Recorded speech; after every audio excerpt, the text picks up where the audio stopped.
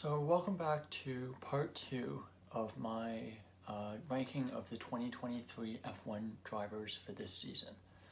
So today will be the top 10 drivers. And again, this is ranked as if you put all 20 drivers in the exact same car.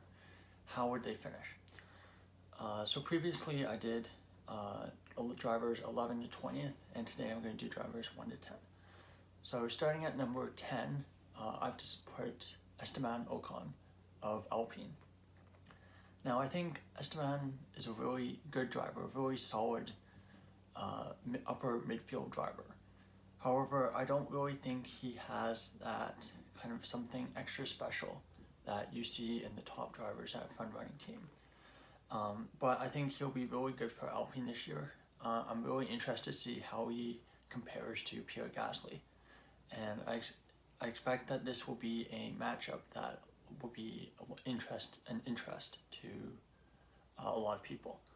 I think, Ocon, he did very well early on against Perez, had a rough year against Ricciardo, and then has looked pretty good against Alonso.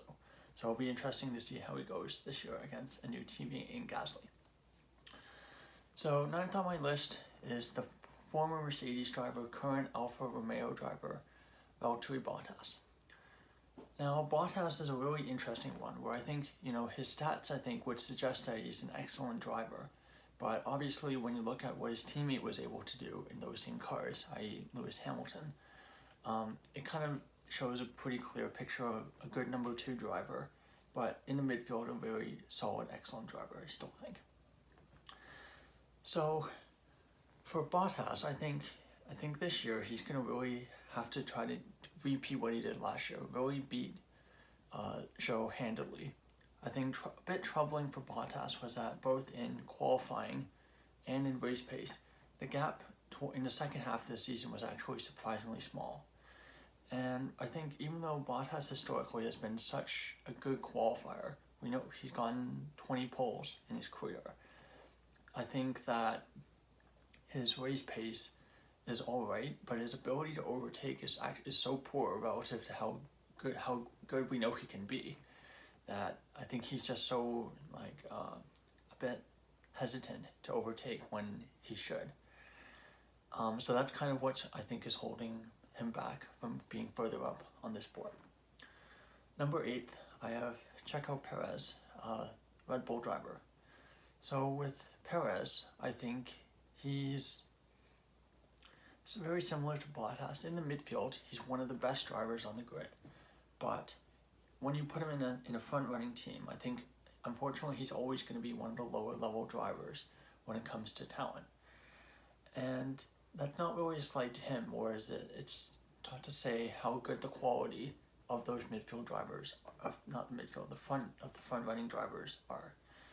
I think for this year, really, the expectations are help Verstappen win the Drivers' Championship and help Red Bull win the Constructors' Championship. I don't think his seat's at risk. I think maybe if he does something that would affect either of those two goals, then possibly. But, he's been quite good. He was quite good last year. It's not amazing, but he's been good enough. And I think definitely a big upgrade over both Albon and Gasly. Alright, so number 7, Carlos Sainz. So Ferrari's the first driver from Ferrari on this list. Sainz had a pretty good year last year. I think his 2021 was actually much better. This year, 2022, I think he had more mistakes. The race pace gap between Leclerc actually increased, but the qualifying gap decreased. So I think Sainz is in this weird position where I don't think he's not a world championship level driver, unless he magically is in like a Braun 2009 situation where he has a dominant car, slightly worse teammate. I think as the way things stand, I don't see him winning a championship, but most drivers aren't going to win a championship, so I think that's not too out of line to say. He's, I think, a bit better than those really upper midfield drivers like Ocon, Gasly, Hülkenberg, but he's not a Verstappen or a Leclerc.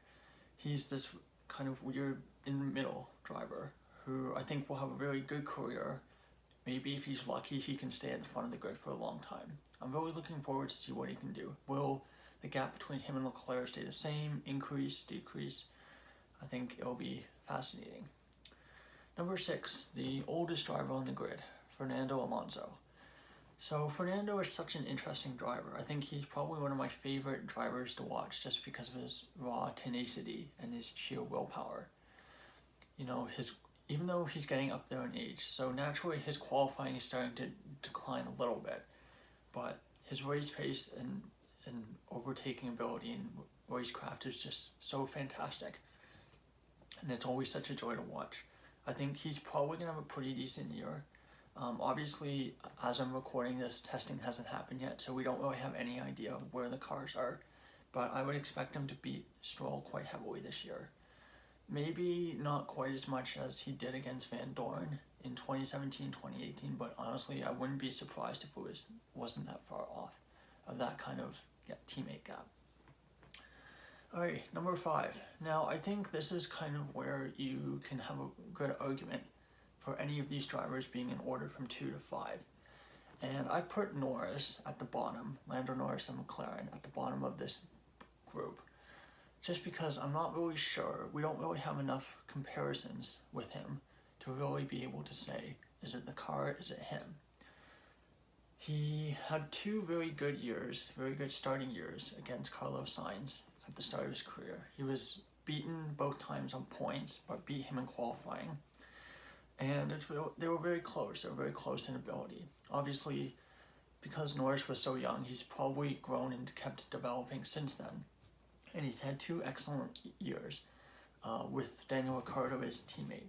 Now, if this was that kind of a performance against 2018, 2017, 2016 Daniel Ricciardo, we could be talking about Norris as one of the best drivers on the grid, which I think is possible. But Ricciardo was so poor compared to kind of what we've come to expect from him that I think a lot of people are not really sure which is the real Ricciardo, and therefore how should we judge Lando Norris's performance.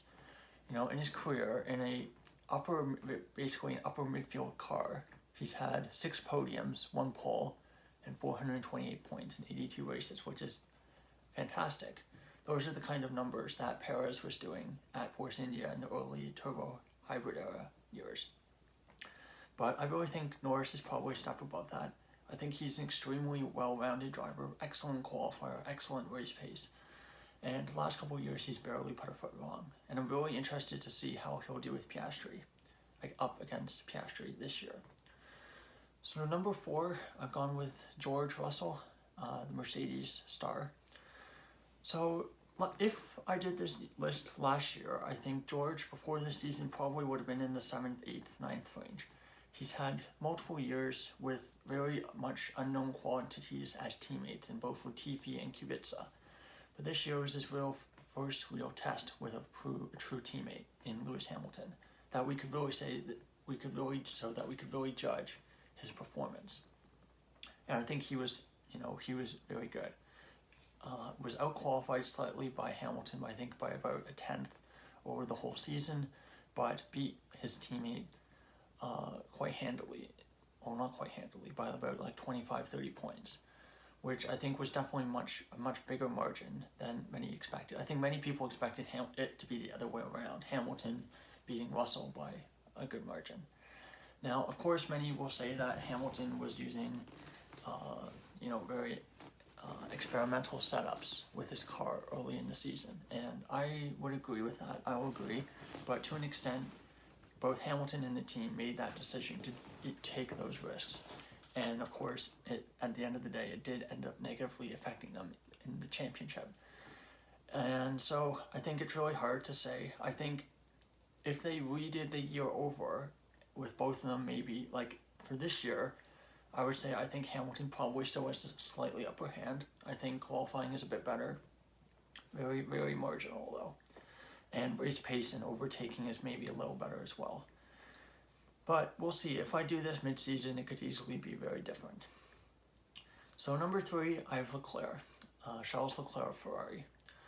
Now with Leclerc, I think he's probably the best qualifier in the grid right now.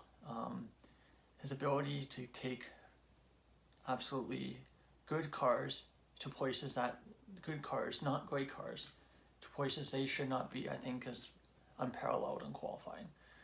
He's in 2020, 2021, he was able to put the car much higher than it had any right to be. And I think we've still continued to see that. He took more poles than any driver last season, even though I think the car was only the fastest car for only the first half of the season. And I think for Leclerc, I think the two things that's probably holding him from being one place higher is I think just a couple mistakes here and there, like his crash in France, for example, last year.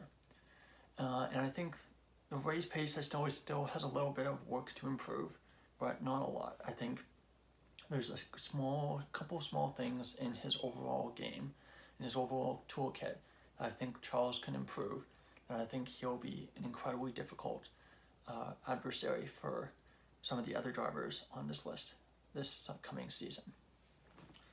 So number 2 and number 1 to go. I think many people will have this debate and will still continue to debate about this, but I think for at least the last 2 seasons, I think it's a pretty clear debate. Number 2, I have Lewis Hamilton, 7-time world champion, statistically one of the greatest drivers the sport's ever seen. You know, I think with Hamilton, I think he's still very close to his peak level. He's not at his peak level, which I think was probably 2017, 2018, but he's still very good. Qualifying has still been exceptional. Maybe not as good as it was back then, but he still beat out George Russell in head-to-head. Race pace was generally good. I think the one thing that we've started to see the last couple of years kind of creep in is just a couple uncharacteristic mistakes, like his crash in Singapore, the crash with Alonso in Belgium, of course Imola in the infamous Baku brake magic in 2021. So I think there's just these couple mistakes here and there that are kind of just creeping in, and I think unfortunately that's kind of natural as time goes on, and you know, unfortunately he gets older. I think that's just gonna be the case. But you know, he's still a fantastic driver, and I think he's definitely capable of winning the championship in the right circumstances this year. So that leaves number 1, which is clearly, very obviously, Max Verstappen. Current 2-time defending world champion, 35 races, 35 race wins, 20 poles, 77 podiums in only 163 races. I think he's currently the best driver on the grid. Qualifying is probably second to Leclerc, but his race pace, I think, with last year was so much better than everyone else, and it's just his determination, his just ability to make such precise and decisive overtakes was unparalleled. And last year, even when he took grid penalties, where he had problems in qualifying, we could see he could just cut his way through the field. And I think maybe the design of last year's Red Bull helped a little bit, being more focused on straight line speed. But I think overall, if you look at the whole package, I think he's the best driver. And for now, I don't think it's really close. He's made such few mistakes. I think really the only mistakes he's made has been really what I would consider racing incidents with in his kind of crashes with Hamilton the last couple of years. But overall, I think, you know, if you put all the drivers in equal cars, I think Verstappen would come out on top. So there you go. So there's my top 10 of the 2023 Formula One drivers ranked. Thank you so much for watching. I'd be interested to hear your thoughts in the comments below. If you enjoyed the video, please click like and subscribe. And I will be back probably during or after testing, just to kind of give my thoughts on how testing is going.